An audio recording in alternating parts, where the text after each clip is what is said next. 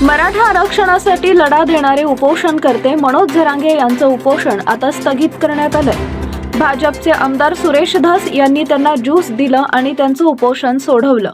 सुरेश धस यांच्या हस्ते ज्यूस घेत उपोषण स्थगित।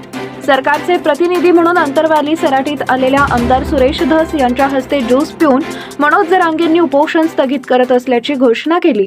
मात्र याच वेळी सरकारनं आमच्या मागण्यांसंदर्भात लवकरच निर्णय न घेतल्यास पुढील आंदोलन राजधानी मुंबईत करणार असून त्याचीही घोषणा केली जाईल असा इशाराच सरकारला दिलाय। आमदार सुरेश धस, खासदार बजरंग सोनवणे आणि प्रकाश सोळंकी यांच्या उपस्थितीत मनोज जरांगे यांनी ज्यूस पिऊन उपोषण सोडलं। यावेळी मसाजोगचे सरपंच संतोष देशमुख यांचे बंधू धनंजय देशमुख हेही उपस्थित होते। मनोज जरांगेंनी काय म्हटलं? काही लोक म्हणत आहेत की मनोज जरांगे यांच्या उपोषणातून काय मिळालं, पण त्यांचा 24 तास एकच धंदा आहे, त्यांना काही करायचं नाही। राज्य सरकारकडून शिंदे समिती पूर्णपणे बंद करण्यात आली होती। शिंदे समितीच्या मंत्रालयावरील ऑफिसला कुलूप लावण्यात आलं होतं। जे काय मिळालं म्हणत होते ना, ते घरात बसून नेत्यांचे पाय चाटणाऱ्यांना काय मिळालं ते कळणार नाही असा टोला काही मराठा समन्वयकांना जरांगे पाटील यांनी लगावला।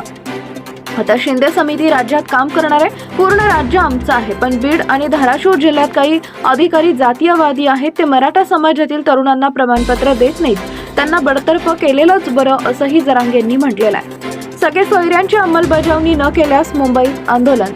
सगळ्या सोयऱ्यांची अंमलबजावणी आम्हाला पाहिजेच आहे, ती नाही झाली तर आता लवकरच मुंबईतल्या आंदोलनाची तारीख जाहीर करणार असल्याचंही मनोज जरांगे म्हणाले। मुंबईत जर आंदोलन सुरू केलं तर तिथून काही माघार घेणार नाही। आपल्याला मुंबई पोलिसांनी मारलं तरीही पोलिसांना बोट लावायचं नाही, पण मंत्र्यांना आणि त्यांच्या पोरांना धरायचं आणि हाणायचं असा इशाराच मनोज जरांगेंनी दिला।